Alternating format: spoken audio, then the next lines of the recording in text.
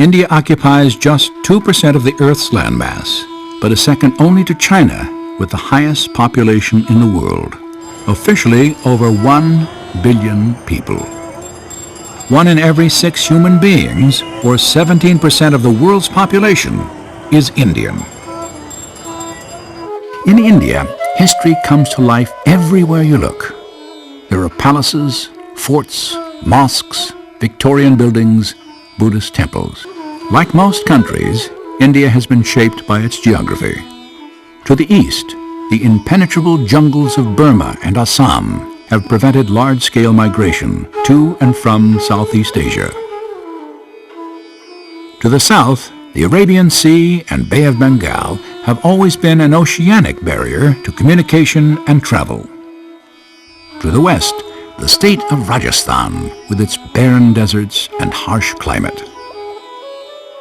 To the north, the world's highest mountains, the Himalayas, provide a formidable boundary between India and China. Himalaya means the resting place of the snows.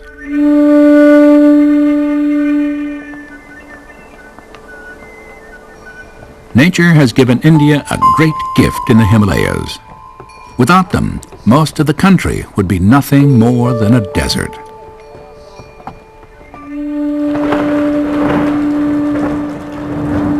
For at least 3 months every year, heavy rains come to India. They begin in the south, and over the course of a month, work their way steadily towards the north. The Himalayas block this flow, known as the monsoon.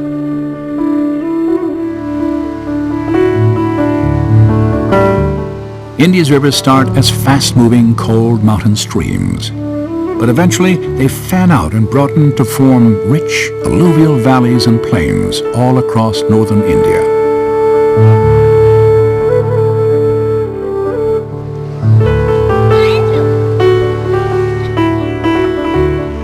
The Ganges is India's most important river. Known as Mother Ganges, or Gangama to Indians, it flows through the heart and soul of the nation. It may be a very polluted river, but to most Indians, it is the most sacred place on earth.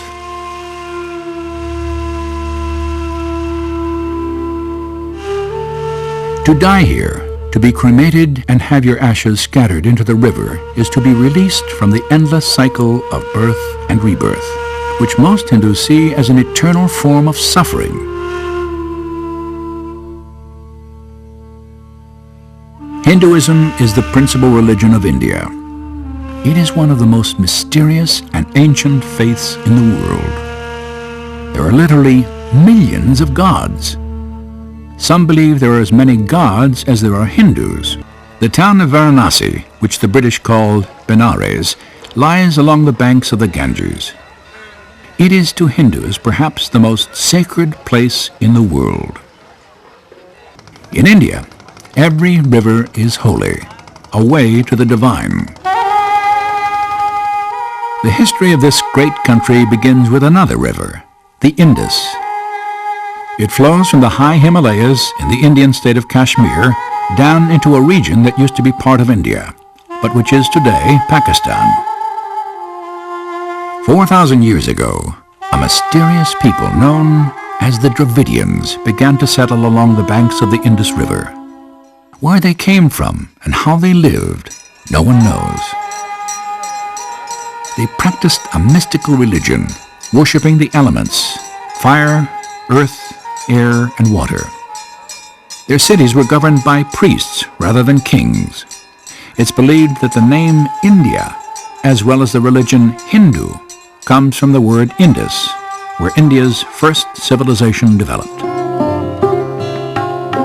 It may seem hard to believe, but India's modern capital, Delhi, is one of the most ancient cities in the country, tracing its history back well over 3,000 years.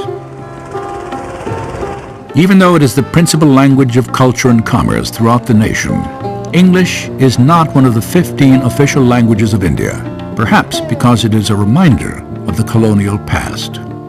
Indians speak Urdu, Bengali, Tamil, Gujarati, and Sindhi, to name just a few. There are 300 languages and 3,000 dialects. Hindi is one of the most important languages in northern India, but is spoken only by 20% of the population. Language divides the people of India, and so, in order to communicate, most people have learned to speak at least a little bit of English as a common tongue. 3,000 years ago, a people known as the Aryans arrived from a region near present-day Iran.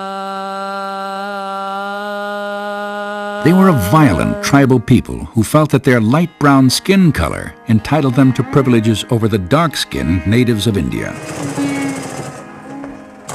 The Aryans introduced the concept of caste, an idea that is still ingrained in the Indian character today. In the caste system of India, you are born to your fate. You do the job and live the life you were meant to by God. Getting ahead, in the American sense, is alien to the caste system and is seen by some as going against the will of the gods. In the caste system of India, the highest people are descendants of former Aryan priests, known as Brahmins.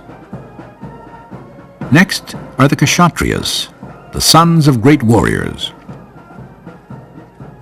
Below them are everyday merchants and salesmen, the Vaishyas.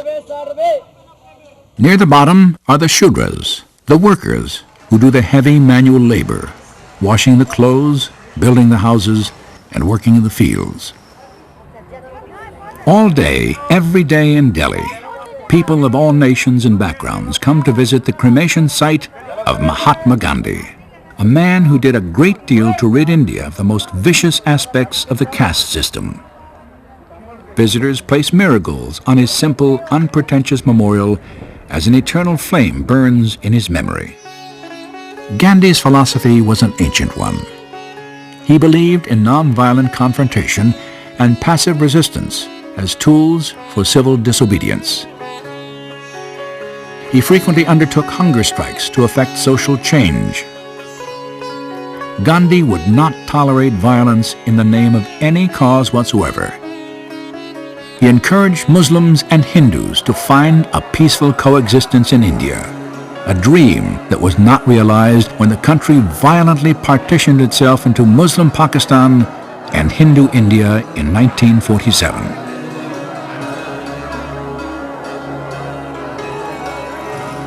Gandhi's assassination in 1948 temporarily brought communal violence to a halt, but only temporarily.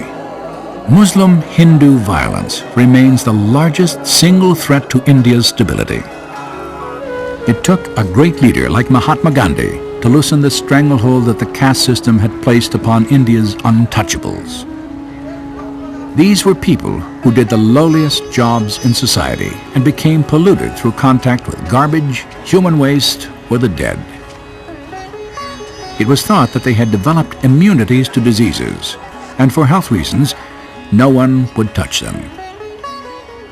Over time, this discrimination became an institutionalized practice.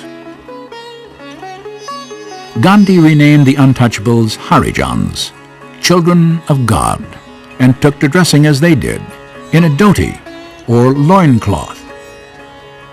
He took on the duty of cleaning toilets as one of his daily responsibilities. These were acts unthinkable for a man of Gandhi's higher caste and stature at the time. In 1950, following Gandhi's example, Article 17 of India's new constitution abolished untouchability. Today, untouchables can become doctors and lawyers and have even been elected to the presidency of India. But the reality is that too often they are still the victims of subtle forms of discrimination. If you visit India, you are unlikely to see many examples of obvious caste prejudice on your journey. Where it does exist, it is likely to be too subtle to be noticed by the untrained eye. Except in marriage. One look through the matrimonial section of the Sunday newspaper is enough to confirm this. 90% of the marriages in India are still arranged for young people who have never met. Each advertisement taken here by a concerned parent clearly cites the job, annual income, caste, religion, and physical appearance of the young men or women who are offered. Duty is as important as desire. And yet, most Indian couples survive. The divorce rate is less than 10%. Which makes the greatest symbol of India an even greater mystery. The Taj Mahal, built as a monument to passionate love. Located in the northern medieval city of Agra, it is justly the 8th wonder of the world. For most visitors to India, it's the one thing they simply must see before leaving. And the Taj Mahal seldom disappoints. It's a very rare thing in India, a tomb honoring a woman and an eternal monument to love. Most of India's great architecture dates back to the arrival of the Mughals, Muslim or Islamic invaders, who came from modern-day Afghanistan in the 16th century and ruled northern India for over 200 years. The Mughals established Islam as one of India's most prominent religions. There are over 100 million Muslims in India today.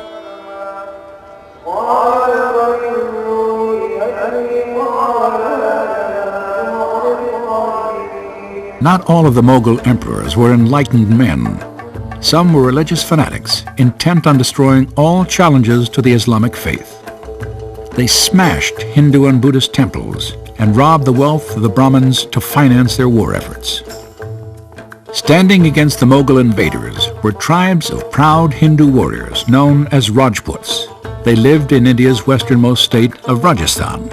The Rajputs put real walls and much more between themselves and their enemies.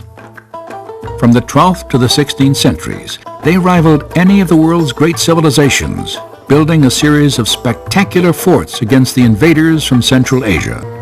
For centuries, all across Rajasthan, the Rajputs organized themselves according to tribe and caste. The leaders of the 21 Rajput kingdoms were called Rajas, or kings. Later, the British shrewdly named the ones who cooperated with English rule Great Kings, or Maharajas.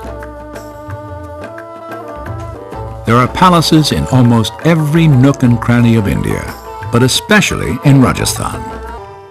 Every palace had its halls of public audiences for subjects to come and be heard in the presence of the Maharaja and his court. This was the way each kingdom was governed. In many ways, this is very much the twilight of the Maharajas. Many would say the dusk. While northern India has been largely affected by invaders who have come across the mountain passes from Central Asia and the Middle East, South India has always been relatively isolated.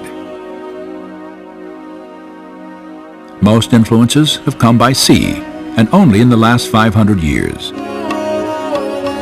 Because of their geography, the people of South India have had the luxury to live at a more leisurely pace. Even today, South Indians excel in the arts. The silk produced in South India is the finest in the country, if not the world. Saris lined with gold and silk are produced in tiny villages all across South India and fetch whopping prices in the shopping districts of big cities like Mumbai and New Delhi. South Indian temples are completely different from those in the north. Many are like miniature cities, with prayer halls, bathing pools, courtyards, and open spaces for vendors and markets.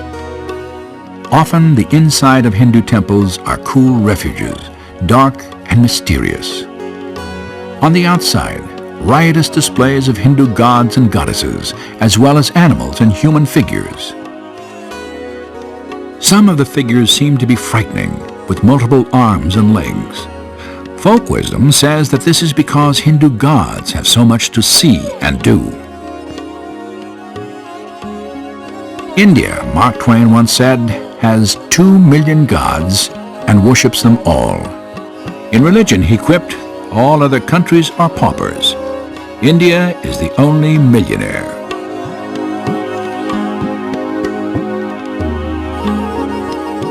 Religion is the heartbeat of India, the very soul of the nation. It is as vital and natural to the people as the air they breathe. Whether it is the exuberance of a holy festival or quiet prayer, religious faith flows through every aspect of life as powerfully and mystically as the rivers flow across the land. To a Hindu, the entire universe is sacred. Creation is not the handiwork of the gods, it is their very essence. The ability to quiet the mind and unify the spirit with the divine has always been considered a Hindu virtue. In the heat and dust and noise, people have always tried to liberate the soul through the calm and peaceful technique of yoga. Even today, yogis have gone to extremes to prove mind over matter. They walk on broken glass, sharpen swords and hot coals. They bury themselves in sand or swallow fire, cinder by cinder.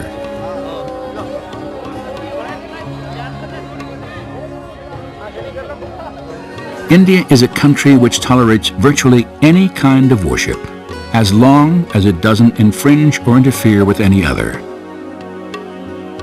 Buddhism, which also comes from India and descended from Hinduism, is mainly practiced by Tibetan communities in the Himalayas and at Bodh Gaya in Bihar.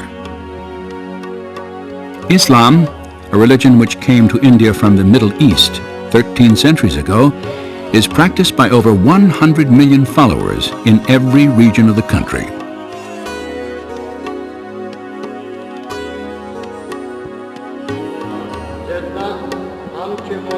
Christianity has 30 million followers, most of whom reside in the region of South India.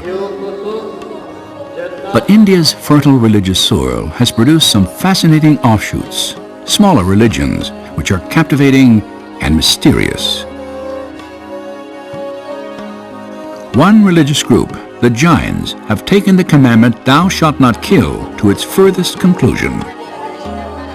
Founded in 500 BC at roughly the same time as Buddhism, the Jains believe that all things, even inanimate objects, possess a soul, and therefore all life is sacred. Jains believe that whenever we eat anything, we are murdering it through ingestion. During meal times, Jains rigorously question the monks who feed them to determine the conditions in which the food was prepared. No animal can be killed in the preparation, and Jains will only eat fruit and vegetables which have fallen to the ground naturally. Care for all living things is a defining characteristic of the Jains. India owes its love of animals and its vegetarianism to the influence of the Jains. India is a vast country filled with over 1 billion people. In spite of the congested nature of India's major cities, 3/4 of its population still lives in small villages. While the cities are fast-paced and always changing, most Indian villages are tight little enclaves of tradition.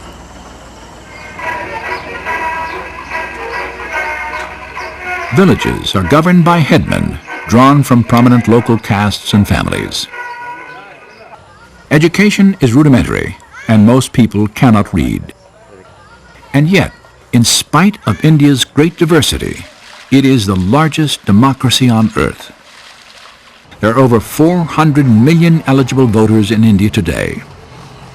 And in spite of some corruption and bureaucracy, the common people of India have shown a remarkable desire to exercise their right to vote and to throw out politicians who have not delivered on their campaign promises.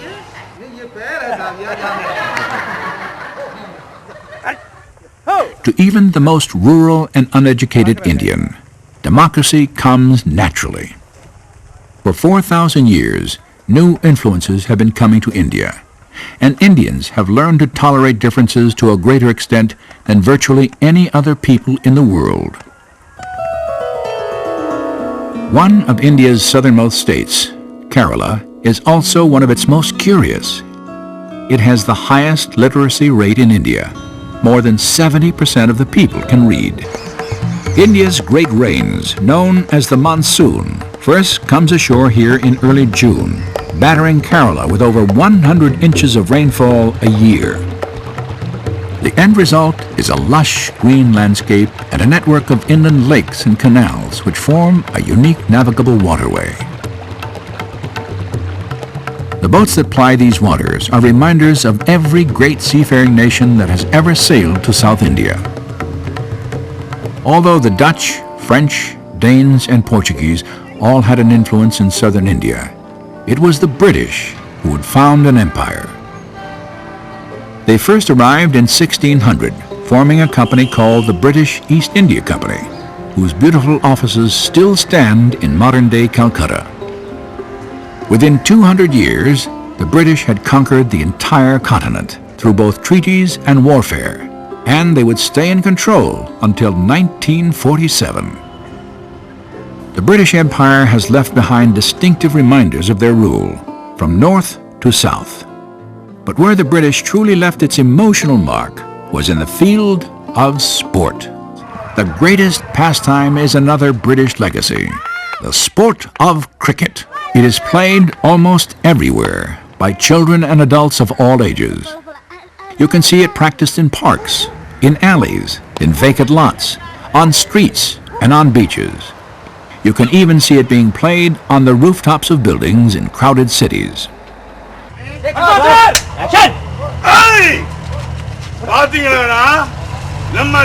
It's been said that all of India is a theater. The films themselves are just a corny remake. It's probably fair to say that all Indians are born actors, and the worst ones are in the movies.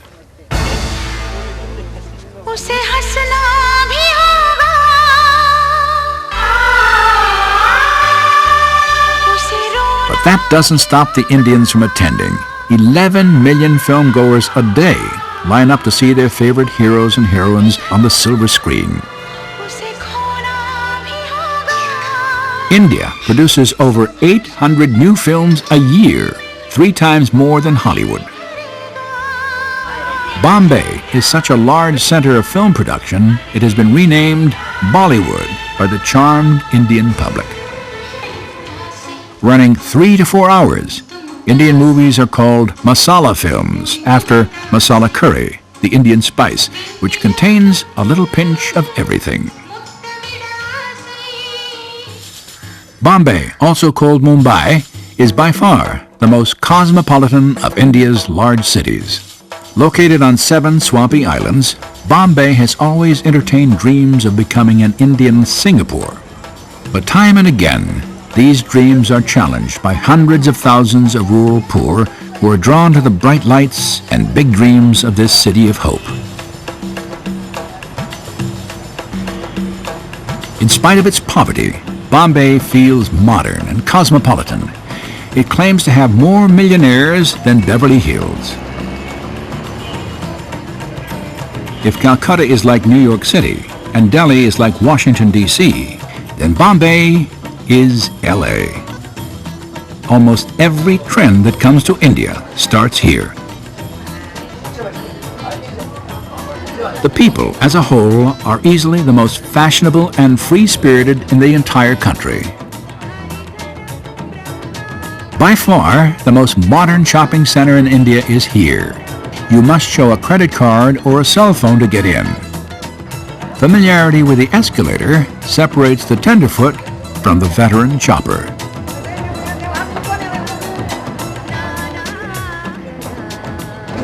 At the Dhobi Ghats, the public laundries, thousands of pieces of clothing are sorted, washed, and ironed in tiny concrete cubicles. The huge population of India means humans still do work done by machines in many Western countries. Each dobiwala brings the clothing from houses and apartments in distant suburbs, marks it with a distinctive mark known only to him, and manages to wash it, sort it, iron it, and return it clean, pressed and folded to its owners within the week. Even more miraculous, most clothes survive the beating to live another day. While the Dobighats are a model of efficiency and organization, their days may be numbered. Modern Bombayites have discovered washing machines which do a week's worth of work in a single day. Another miraculous model of efficiency in Bombay are the Dabbawalas, members of the Bombay Tiffin Union Box Carriers Association. These 2,500 men move all around the city, collecting lunches made by housewives and delivering them to their husbands at their offices right on time each and every day. The service costs less than $3 per month, and it's said that less than 20 lunches each year are ever late, let alone lost. Bombay is at the forefront of India's technological revolution. Once something is discovered in Bombay, it will not be too long before it will be found in other cities of South India. And with the development of telephone communications has come internet access.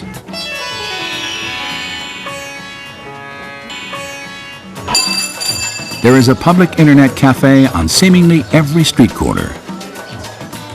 Indians can now reach out from the most remote places on earth to touch and interact with each other and the rest of the world. What distinguishes India from almost any other country is the spirituality of her people. Whether they worship Jesus Christ or Krishna, Buddha or Brahma, almost everyone believes. The woman who puts the dot in the .com at work may later put the dot on her forehead and go to the river to pray. India is modern and ancient all at once. She balances tradition with flexibility. She is always adjusting, always spontaneous, and yet deeply resigned to fate. India puts her tiny boat into the raging stream and says her prayers.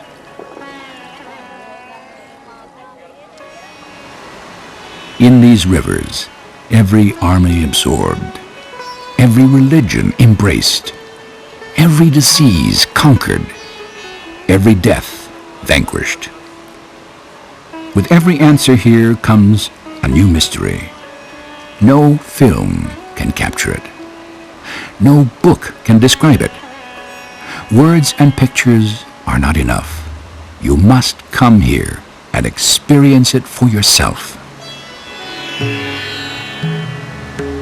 In this stream called India is every truth and its opposite, every race and its enemy, every state of mind and every other, everything sacred and everything profane, all united by a single idea called India.